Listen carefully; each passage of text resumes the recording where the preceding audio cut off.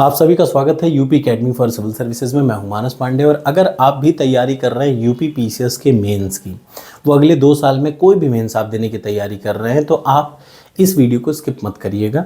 मैं आपको इस वीडियो में बताऊंगा कि यूपीपीएससी मेंस में जो जीएस पेपर 2 होता है उसको कहां से, किन सोर्सेज से पढ़ेंगे और कैसे कैसे प्रश्न आते हैं, और आप अपनी कैसी सटीक स्ट्रैटेजी से इस पेपर में मैक्सिमम मार्क्स गेन कर सकते हैं। तो चलिए शुरुआत करते हैं। इसके पहले मैं अपने टॉपिक पे आऊँ, कुछ बातें मैं आपको बता दूं कि यूपी पीसीएस का जो मेंस होता है ना, वो मेंस होता है 1500 नंबर का। कितने नंबर का? 1500 नंबर का, जिनमें सबसे पहला पेपर हिंदी 150 नंबर की, फिर ऐसे 150 नंबर का, मोस्ट स्कोरिंग 2 सब्जेक्ट। उसके बाद जीएस के 4 पेपर होते हैं, GS paper 1, GS paper 2, GS paper 3, GS paper 4। उसके बाद यूपी स्पेशल के 2 पेपर होते हैं, यूपी स्पेशल 5, यूपी स्पेशल 6। तो टोटल 8 पेपर हैं, जिनमें से 6 पेपर 200 नंबर के और 2 पेपर हिंदी और ऐसे 150 नंबर के। ठीक, अब जरा देखिए जो जीएस के 4 पेपर हैं, जरा सा उसके बारे में मैं आपको समझाऊं, तब मैं अपने टॉपिक पे आऊँगा। GS paper 2, GS paper 3, GS paper 4। हर बार आपको ये 4 चीज़ मैं रटवाऊंगा, हर बार। क्यों? क्योंकि आपके दिमाग में ये मैप्ड होना चाहिए। जीएस पेपर 1 यानी इतिहास, भूगोल, society, history, geography and society के क्वेश्चन आएंगे। यानी कुछ पुराने क्वेश्चन, जैसे मॉडर्न हिस्ट्री का तो पुराना क्वेश्चन आएगा, फिक्स क्वेश्चन आएगा। वर्ल्ड हिस्ट्री का भी फिक्स क्वेश्चन आएगा, कर ले जाएंगे आप। जिस सोर्स को मैंने बताया सबसे बेहतरीन सोर्स है वो। ठीक, अब लेकिन जियोग्राफी और सोसाइटी से थोड़ा सा अटपटे क्वेश्चन आ जाते हैं, तो वो शायद आप उतना बढ़िया ना कर पाएँ। क्यों? क्योंकि इसमें जीएस पेपर 1 और जीएस पेपर 3 थोड़ा सा अनसर्टेन आता है। अनसर्टेन का मतलब निश्चित नहीं रहता। आप कितनी भी मेहनत कर लेंगे, कितना भी करंट अफेयर्स में आपको पढ़ा दूंगा, आप खुद पढ़ लेंगे, इन 2 सब्जेक्ट में आपके मार्क्स मैक्सिमम नहीं आ पाएंगे। मेरी बात समझ में आ गई? यानी आप ये जनरल एवरेज मार्किंग हो जाती है। अब बचा क्या? जीएस पेपर 2, यानी पहला पेपर क्या है? इतिहास, भूगोल, सोसाइटी। दूसरा पेपर है पॉलिटी और इंटरनेशनल रिलेशन। मोस्ट इंपॉर्टेंट, सबसे ज़्यादा स्कोरिंग पेपर नंबर 4 होता है इन चारों में। पेपर नंबर 4 है एथिक्स, प्योर स्टैटिक है, बिल्कुल एक्स्ट्रा दिमाग नहीं लगाना। संघ लोक सेवा आयोग के लिए और उत्तर प्रदेश के लिए मैं जीएस पेपर 4 आपको पूरा पढ़ाऊंगा, एक भी टॉपिक छोड़ूंगा नहीं, और कोशिश करूंगा विथ एग्जाम्पल पढ़ाऊं।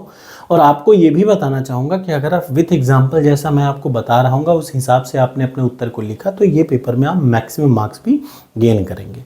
तो सबसे ज़्यादा स्कोरिंग है जीएस पेपर 4, फिर स्कोरिंग है जीएस पेपर 2। ठीक, GS paper 4 ethics, GS paper 3 क्या है? अर्थशास्त्र, economics, environment, science and technology, agriculture. ठीक, और ये बड़ा इंपॉर्टेंट पार्ट है, क्लियर है ना? और अनसर्टेन पार्ट है, यानी आपके पास स्कोर करने के लिए जीएस पेपर 4 है, जीएस पेपर 2 है, ऐसे है और हिंदी है। ये 4 सब्जेक्ट से आप मेरिट लिस्ट में ऊपर आ जाएंगे, और आपने इन्हीं चारों पे दम नहीं लगाए तो आप मेरिट लिस्ट में नीचे हो जाएंगे। ठीक, तो चलिए शुरुआत करते हैं। आज हम लोग एक इंपॉर्टेंट सब्जेक्ट की जीएस पेपर 2। जीएस पेपर 2 यानी पॉलिटी और इंटरनेशनल रिलेशन, यानी राज्य व्यवस्था और अंतर्राष्ट्रीय संबंध। अब मैं आपको 1 बाय 1 बताऊंगा कि कौन कौन से टॉपिक से प्रश्न इंपॉर्टेंट है, कौन से सोर्स आप अपनाएंगे। तो सबसे पहली बात तो आपकी वही भगवान book, the god of polity, M Laxmikanth. ठीक, आप सबसे पहले आपके पास ये बुक होगी सोर्स के तौर पे, ये सभी के पास होती है। टॉपिक नंबर 1 जरा से देखिए। टॉपिक नंबर 1, इंडियन कॉन्स्टिट्यूशन क्या है? हिस्टोरिकल बैकग्राउंड, यानी हिस्टोरिकल बेस। आप मेरे वीडियो को देखिए यूट्यूब की, आप 2 वीडियो हैं, दोनों वीडियो देखने के बाद एम लक्ष्मीकांत से रिवाइज कर लीजिए, आपका पहला टॉपिक पूरा क्लियर, बिना किसी संशय के। ठीक, इसी तरीके से ये फर्स्ट वाला पूरा टॉपिक आपको एम लक्ष्मीकांत पे मिलेगा, मेरी वीडियो से मिलेगा। जैसे विशेषताएं आपको मेरी वीडियो से मिलेगा, पहले आप मेरी वीडियो देखिए, उसके बाद फिर आप एम लक्ष्मीकांत देखिए। मेरी वीडियो से कॉन्सेप्ट क्लियर होगा, एम लक्ष्मीकांत से ये प्रश्न सॉल्व होंगे। ठीक, ये पहला टॉपिक पूरे रूप से एम लक्ष्मीकांत पे निर्भर है। दूसरा टॉपिक देख लीजिए, संघ एवं राज्यों के कार्य और उत्तरदायित्व। ये भी आप कहाँ से पढ़ेंगे? एम लक्ष्मीकांत से पढ़ेंगे। तीसरा, संघ राज्य वित्तीय संबंधों में वित्त आयोग की भूमिका, बड़ा इंपॉर्टेंट है, ये भी आप एम लक्ष्मीकांत से पढ़ेंगे, याद रखिए। शक्तियों का पृथक्करण, ठीक, ये भी आप कहाँ से पढ़ेंगे? लक्ष्मीकांत से पढ़ेंगे। भारतीय संवैधानिक, अब देखिए यहाँ से टॉपिक 1 से टॉपिक 4 तक आप किस बुक का यूज करेंगे? एम लक्ष्मीकांत का। ठीक, साथ ही टॉपिक नंबर 8 इधर देख लीजिए, टॉपिक नंबर 6 संसद और राज्य विधायिका, आप मेरे वीडियो और एम लक्ष्मीकांत से पूरा करिए बिना किसी दिक्कत के। ठीक, और इधर देख लीजिए टॉपिक नंबर 7, टॉपिक नंबर 1 से लेकर के 7 तक मैक्सिमम तौर पर आपको जो हेल्प करेगा वो क्या करेगा? एम लक्ष्मीकांत। लेकिन ध्यान से सुनिए, कोई भी टॉपिक को आप एम लक्ष्मीकांत से पढ़ रहे हैं उसके पहले मैं बता दूं कि यूपी पीसीएस मेंस एक बहुत डाइवर्सिफाइड चीज़ है। तो जब कोई भी टॉपिक आप पढ़ रहे हैं, कहने का मतलब मान लीजिए आप पढ़ने जा रहे हैं भारतीय संवैधानिक योजना की प्रमुख लोकतांत्रिक देशों के साथ तुलना, बड़ा इंपॉर्टेंट है। अब तक आपने प्रीलिम्स के लिए क्या क्या पढ़ा है, भारत का ये भारतीय संविधान का ये चीज़ किस देश के संविधान से लिया गया, इतना ही पढ़ा है। लेकिन यहाँ पे आपको क्या करना पड़ेगा, थोड़ा डिटेल, जैसे भारत ने यूएसए से क्या क्या लिया, ठीक, उन दोनों के संविधान में अंतर क्या है, भारत में प्रेसिडेंशियल रूल है कि प्राइम मिनिस्टर रूल है, रूल क्या है, कौन सा हमारे यहाँ डेमोक्रेसी है। तो बेसिक चीज़ें तो मैंने बताई हैं, लेकिन डिटेल पढ़ने के लिए एक तो आप ये बुक पढ़ेंगे, लेकिन बुक के साथ ज़रूरी क्या है जानते हैं, इस बुक के साथ ज़रूरी है आप गूगल पे सेम टॉपिक टाइप करेंगे, ये एग्जैक्टली टॉपिक टाइप करेंगे और लिखेंगे फॉर यूपीएससी, भारतीय संविधान की योजना एवं प्रमुख लोकतांत्रिक देशों के साथ तुलना फॉर यूपीएससी। हिंदी में भी है, इसके जस्ट नीचे मैंने इंग्लिश में भी रखा है, और वीडियो खत्म होने के बाद मैं टेलीग्राम चैनल पर इसको आपको शेयर भी कर दूंगा, ताकि आपको पता रहे कि कैसे प्रश्न आने हैं। टॉपिक एकदम वो A to Z आपको रटे होने चाहिए जैसे। और आपको मैं भी बताता हूँ टॉपिक रटने के फ़ायदा क्या है। देखिए, पहले से लेकर के 7 तक आपको सब कुछ एम लक्ष्मीकांत से पढ़ना है। जो टॉपिक नंबर 5 है, यानी अन्य देशों के साथ तुलना, इसके लिए आप गूगल पे सर्च करेंगे, 5 बड़ी कोचिंगों के कंटेंट उठाएंगे। इस वजह से 5-6 बड़ी कोचिंगों ने खूब बढ़िया लिखा है। उसमें से आपको जो बेहतर लग रहा हो, हर देश, जैसे भारत का अमेरिका के साथ, भारत का ब्रिटेन के साथ, इंपॉर्टेंट देशों के साथ, जैसे India US, India UK, India Russia, India Canada, India Germany, ऐसे देशों के साथ जहाँ पे भारत ने अपने संविधान के मैक्सिमम पार्ट ले रखे हैं। और ये भी याद रखिएगा 1935 का अधिनियम भी याद रखिएगा, वो भी बहुत ज़रूरी है। आप अपना एक एक खूब बढ़िया देश के साथ कंपेयर करके अपनी कॉपी में नोट्स बना लीजिए। बनाते समय गूगल पे इन लोगों को सर्च जरूर कर लीजिएगा, ठीक। अब अगला आ जाइए, 6-7 हो ही चुका है। अब इन सब में भी देखिए, टॉपिक नंबर 7 का एक है जनहित याचिका। अब आप जनहित याचिका बिल्कुल आप एम लक्ष्मीकांत से पढ़ सकते हैं, लेकिन जनहित याचिका को गूगल पे डालिए। गूगल पे जो उत्तर आ रहा हो 5-6 कोचिंगों का, उसको पढ़िए और फाइनल अपनी कॉपी में जनहित याचिका पे एक फाइनल उत्तर लिखिए, 1 से 1.5 पेज का, याद रखिएगा, ठीक है ना। एग्जैक्टली इसी हिसाब से आपको चलना है। तो अब यहाँ तक तो आपको इस बुक ने मदद की। अब आप इंडिपेंडेंट गूगल से बेहतर सोर्स कोई नहीं है। जैसे अब जन प्रतिनिधित्व अधिनियम कन्फर्म है, बहुत बार आता है, बहुत बार का मतलब बहुत इंपॉर्टेंट है और ज़रूर आएगा।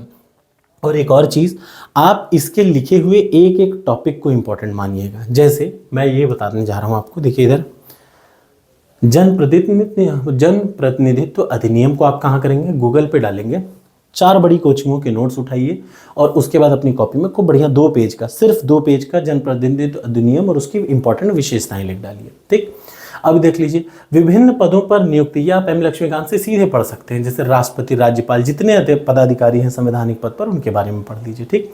ये देखिए, जितने भी गवर्नमेंट की जो बॉडी है यानी संवैधानिक संस्थाएं हैं, उनके बारे में आप एम लक्ष्मीकांत से पढ़ लीजिए, ठीक। ये इंपॉर्टेंट याद रखिएगा, ये दोनों पार्ट कहाँ एम लक्ष्मीकांत के ही, आराम से आप पढ़ सकते हैं। अब देखिए जो अगला है, सरकारी नीतियों में, ये देख रहे हैं ना, सरकारी नीतियों में विकास के लिए हस्तक्षेप उनके, ये पूरे टॉपिक को डालिए और गूगल पे डाल दीजिए। फॉर एग्जाम्पल दिखाऊं आपको, छोटी सी बात बता रहा हूँ, लिखा हुआ है आईसीटी, दिख रहा है ना, सूचना संचार और प्रौद्योगिकी। एग्जैक्टली यही प्रश्न उठाया और यूपी पीएससी ने 2023 में पीसीएस मेंस में यही प्रश्न दे दिया।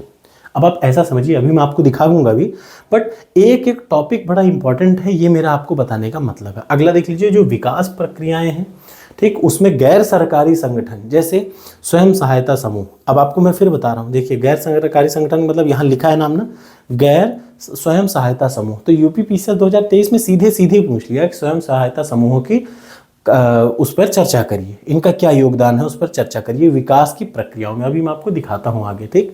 यानी आपको एक एक टॉपिक डालना है गूगल पे और 2 से 3 कोचिंग के इंपॉर्टेंट नोट्स को कंपेयर करके फिर अपनी कॉपी में उत्तर लिखना है। मैं आपको बताऊंगा भी कुछ टॉपिक, जैसे गरीबी भूख से संबंधित चीज़ों के लिए मैं आपको बता दूंगा, स्वास्थ्य शिक्षाओं से संबंधित सामाजिक जीवन। परेशान ना होइएगा, यूट्यूब की इस प्लेलिस्ट पे मैं आगे एक एक टॉपिक पे कुछ न कुछ बढ़िया जरूर डालता रहूँगा, ताकि आपको लिखने का तरीका पता चल जाए। हो सकता है कभी मैं अपनी लिखी हुई नोट से पिछले बार की डाल दूँ, ठीक है।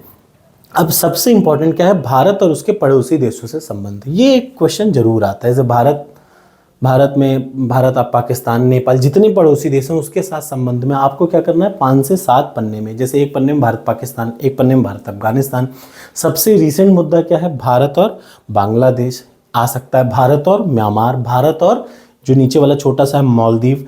इन सब इंपॉर्टेंट ज्वलनशील मुद्दे पे प्रश्न आते हैं, यानी भारत एवं उसके पड़ोसी देशों के साथ संबंध पे हर बार एक प्रश्न जरूर आएगा। ठीक, अब और देख लीजिए, द्विपक्षीय, क्षेत्रीय और वैश्विक समूह। आप एक इंपॉर्टेंट फिक्स क्वेश्चन, जैसे कोई मुझसे कहे एक प्रश्न कौन सा आएगा, तो मैं आपको बता दूं, एक ये आएगा, भारत और भारत जिन जिन संस्थाओं से, वैश्विक संस्थाओं से जुड़ा हुआ है। जैसे आपको याद रखिएगा, ये फिक्स क्वेश्चन है। एक तो भारत का उसके पड़ोसियों के साथ संबंध पे एक प्रश्न आएगा, और दूसरा फिक्स प्रश्न क्या है, भारत जिन जिन, जैसे इस समय भारत क्वाड पे पिछले साल 1-2 साल पहले जुड़ा, तो क्वाड का सीधा प्रश्न 2023 में पूछ लिया। भारत सार्क में है तो सार्क पे पूछ लेगा, समझ रहे हैं। भारत आसियान में है तो हो सकता है 2024 में आसियान पे क्वेश्चन पूछ ले। मैं ये कह रहा हूँ, हो सकता है आपके एग्जाम में आसियान पे प्रश्न आ ही जाए। कोई ऐसा नहीं कि कोई विदेश से उतर के आएगा, इंसान ही पेपर बना रहा है और यही टॉपिक है, याद रखिएगा। तो ये 2 टॉपिक पे तो आपको बड़ा डाइवर्सिफाइड होकर बढ़िया क्वेश्चन लिखना है। ठीक, भारत के हितों और अप्रवासी भारतीयों के लिए काम, और देख लीजिए सबसे जरूरी अंतर्राष्ट्रीय संस्थाएं, ये पार्ट में आपको कराऊंगा, याद रखिएगा। ठीक, यानी ये लास्ट के जो इंपॉर्टेंट हिस्से हैं 17 से लेकर के 22 तक, मैं कोशिश करूंगा हर एक टॉपिक पे आपको कम से कम अच्छा टॉपिक से रिलेटेड क्वेश्चन और उसको सॉल्व कैसे करना है ये जरूर बता दूं। कैसे लिखेंगे उत्तर ये भी मैं आपको बताऊंगा। इसमें याद रखिएगा, मैंने क्या कर रखा है, यूपी पीसीएस में जितने भी वो हैं क्या, जैसे 6 और 7, 8 जीएस के टोटल पेपर हैं, 8 हिंदी मिला के पेपर हैं, तो हर पेपर के हिसाब से मैंने प्लेलिस्ट बना दी है। आगे आने वाले समय में जो वीडियो पढ़ेंगे एक एक प्लेलिस्ट वाइज पढ़ेंगी, याद रखिएगा। ये सारी चीज़ों की पीडीएफ टेलीग्राम पे डालूंगा, लेकिन इनकी जो वीडियो है वो कहाँ पे मिलेगी, अलग अलग। जैसे इसका किस नाम से प्लेलिस्ट रहेगा, यूपीपीएससी मेंस जीएस पेपर 2, इसी में सारी वीडियो इससे रिलेटेड पढ़ेंगे, ठीक है ना। रोज कुछ ना कुछ पढ़ता रहेगा। अब आगे आ जाइए, प्रश्न को मैं दिखाता हूँ। ये तो हिंदी और इंग्लिश में सिलेबस मैंने डाला। अब जो इंपॉर्टेंट है वो है प्रश्न। फिर से याद रखिएगा, टोटल हर जीएस के पेपर में 20 प्रश्न होंगे। कितने प्रश्न, 20 प्रश्न। शुरू के 10 प्रश्न अति लघु उत्तरीय यानी लघु उत्तरीय यानी 125 वर्ड में देने हैं। 125 वर्ड का मतलब 12 से 13 लाइन, 12 से 13 लाइन। और जो दूसरा होगा यानी 11 से लेकर के 20 तक, उसमें 200 वर्ड माने 20 लाइन। ठीक, ये आपको बड़ा ज़रूरी है। हर प्रश्न के उत्तर, हर प्रश्न अनिवार्य है और आपको लिखना जरूरी है, ठीक है ना। ये याद रखिएगा, सभी जीएस के पेपरों को या तो आप हिंदी में दे सकते हैं या इंग्लिश में, दोनों भाषाओं में नहीं अलाउड है। सबसे देखिए सिंपल सा, प्रस्तावना को भारतीय संविधान का दर्शन क्यों कहा जाता है। आसान क्वेश्चन है, बड़ा सिंपल सा क्वेश्चन है, आप इसका उत्तर बड़े आसानी से लिख सकते हैं। 42वें संविधान संशोधन को जरा देखिए, 42वें संविधान संशोधन को पुनः लेखन, रिवीजन क्यों कहा जाता है इंडियन कॉन्स्टिट्यूशन का। परेशान ना होइएगा, एक आध का उत्तर मैं नीचे आपको दिखाऊंगा अभी। और देख लीजिए, ये 2023 का प्रश्न है, सिंपल सा प्रश्न है। ये सब आप एम लक्ष्मीकांत में पढ़ चुके हैं। देखिए, भारतीय संविधान के 72 के अंदर राष्ट्रपति की क्षमादान शक्ति से किस प्रकार भिन्न है। मैंने इस पर वीडियो भी बनाया है और मैं फिर से वीडियो बना दूंगा ऐसे सारे चीज़। अब देखिए, मैं आपको ऊपर दिखा रहा था, जरा देख लीजिए। ये स्वयं सहायता समूह पर चर्चा कीजिए, देख लिए ना। स्वयं सहायता समूह की संरचना, उसके कार्यों पर चर्चा कीजिए। सिलेबस का एग्जैक्ट पॉइंट आ गया। सरकारी सेवा देने के लिए सूचना संचार प्रौद्योगिकी, एग्जैक्ट सिलेबस की लाइन आ गई, सिलेबस की लाइन ही आ गई, इसमें दिमाग ही नहीं लगाना। भारत बिम्स्टेक का हिस्सा है कि नहीं, देख लीजिए। सार्क की असफलता ने भारत को बिम्स्टेक को सशक्त बनाने के लिए बात किया। भारत क्या, देख लीजिए, ये बड़ा अच्छा कंपैरेटिव स्टडी है। सार्क भी आ गया, बिम्स्टेक भी आ गया, हो सकता है अगली बार आसियान आ जाए। देखिए, क्वाड मैं कह रहा हूँ 2023 पीसीएस में पूछ लिया। G20 में भारत की अध्यक्षता का क्या महत्व है, यानी जितने भी ऐसे ऑर्गेनाइजेशन जिसमें भारत की अहम भूमिका है, उन सब पे जरूर आपको नोट्स बनाना है। मैं खुद बनवाऊंगा आपको, ठीक। जितने भी इंटरनेशनल ऑर्गेनाइजेशन है, यूपी पीसीएस मेंस पार्ट 2 में आएगा और आपको बड़े आराम से मैं करवाऊंगा। इस पार्ट को मैं ही करवाऊंगा, ठीक है। और अगला, और आपको लेकिन देखना पड़ेगा, आपको यही इतना करना है कि आप अच्छे से देखिए। प्रधानमंत्री की बढ़ती शक्तियों का, इधर देख लीजिए। ये भारत के तौर पे आमतौर पे इस चीज़ की बहुत बात की जाती है, क्योंकि मोदी जी, ऐसा पूरा विपक्ष का कहना है कि वो गवर्नमेंट को हथियाना चाहते हैं, इस वजह से इस टाइप के प्रश्न पूछ रहा है। बिल्कुल इसमें आपको सधी हुई भूमिका में लिखना है। देख लीजिए, नागरिक चार्टर में कह रहा था, देखिए सीधा सीधा पूछ लेता है, बिना किसी दिमाग लगाए सीधा प्रश्न को पूछा हुआ है, ठीक। इन्हीं टॉपिक पे प्रश्न पूछा है और इन्हीं टॉपिक से आपको उत्तर देना है। जरा देख लीजिए, भारत में स्वास्थ्य सेवाओं के प्रबंधन, मैनेजमेंट ऑफ हेल्थ सर्विस, तो आपको बड़ा बढ़िया अलग अलग लेवल पे, अगर आपको ध्यान होगा तो मैंने लेखपाल में ये चीज़ पढ़ाई थी। लेखपाल का जब मैं पढ़ा रहा था, लेकिन ये बड़ा इंपॉर्टेंट है ग्राम लेवल पे, जिले लेवल पे, हर स्तर पे जो हेल्थ मैनेजमेंट सर्विस है उसके बारे में ये मैं आपको पढ़ाऊंगा। ठीक, कोई दिक्कत नहीं, मैं फिर से वीडियो बना दूंगा। अब जरा सा अगला देखिए, कहीं पे ये लिखा है, ये इंग्लिश में है उत्तर, प्रिम्बल को क्यों फिलॉसफी कहा जाता है। देख लीजिए, तो सबसे पहले आप इधर देखिए, ये इस तरीके से उत्तर लिखना है। कितने 13 लाइन देख लीजिए, 1 2 3 4 5 6 7 8 9 10 11 और 12 लाइन है। मतलब आपको मैक्सिमम 12 से 13 लाइन लिखनी है।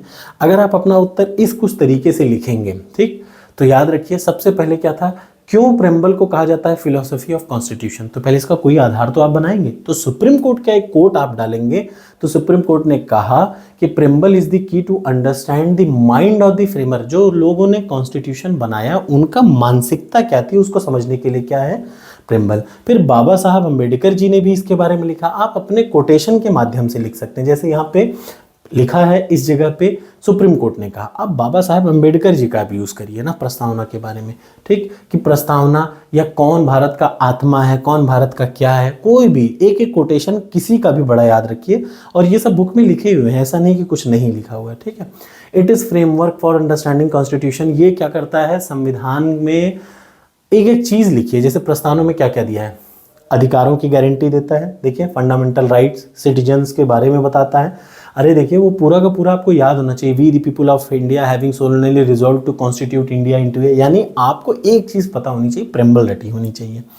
अगला देख लीजिए, ये क्या है, 42वें अमेंडमेंट को क्यों रिवीजन कहा जाता है, तो ये देख लीजिए क्योंकि सबसे ज़्यादा अमेंडमेंट इसी के तहत किए गए, इसीलिए रिवीजन कहा जाता है। सबसे इंपॉर्टेंट जैसे DPSP, fundamental rights, 7th schedule, parliament, judiciary, ये इतनी चीज़ों को ऐसे आप लिखेंगे। खूब बढ़िया चार्ट बना के देखिए, जब ज़रूरत पड़े फ्लो डायग्राम बनाइए, जब ज़रूरत पड़े चार्ट बनाइए, बिंदास लिखिए।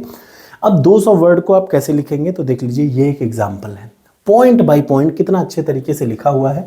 उत्तर प्रदेश में लॉ को बनाने का क्या प्रोसेस है उत्तर प्रदेश की लेजिस्लेटिव असेंबली में, तो उसके लिए सबसे पहले लिखा कि कुल कितनी सीटें हैं, पहले प्रपोजल होता है, फिर इंट्रोडक्शन होता है। ये मैंने आपको बहुत बढ़िया से पढ़ा रखा है कि पार्लियामेंट में कोई लॉ को कैसे, मतलब कोई भी बिल को कैसे पास करके अधिनियम बनाया जाता है और कैसे वो कानून बन जाता है, लॉ बनता कैसे है। तो आप अगर उस वीडियो को भी देख लेंगे ना तो इसका उत्तर बड़े आराम से लिख लेंगे। एक बार उस वीडियो को देखिएगा मेरे यूपीपीएससी के मतलब पॉलिटी वाले प्लेलिस्ट में, उसके बाद आप इसको लिख भी सकते हैं, और नहीं तो ये ऑलरेडी लिखा हुआ है। ये वीडियो की अभी मैं थोड़ी देर में पूरी पीडीएफ आपको टेलीग्राम चैनल पर दे दूंगा। आशा है आपको अच्छा लगा होगा ये स्ट्रैटेजी। यानी स्ट्रैटेजी के 2 हिस्से हैं, एक तो आपके पास एम लक्ष्मीकांत होगा, दूसरा आपके पास गूगल भाई होंगे, और तीसरा आपके पास मैं होऊंगा। ठीक, तीनों से आपको खुद की नोट्स बनानी है। याद रखिएगा, मेंस की नोट्स कभी दूसरे की यूज़ ही नहीं करनी चाहिए। मेंस की नोट्स हमेशा खुद की बनाइए, अपने हिसाब से बनाइए, क्योंकि एग्जाम के 2 दिन पहले आप सिर्फ अपना लिखा हुआ याद रखेंगे। Thank you so much. 2025 के पीसीएस के लिए टॉपर्स कोड सबसे बेहतरीन टेस्ट सीरीज अपडेटेड पैटर्न के हिसाब से बना रखी है मैंने, आप उसको ज्वाइन कर सकते हैं। Thank you so much.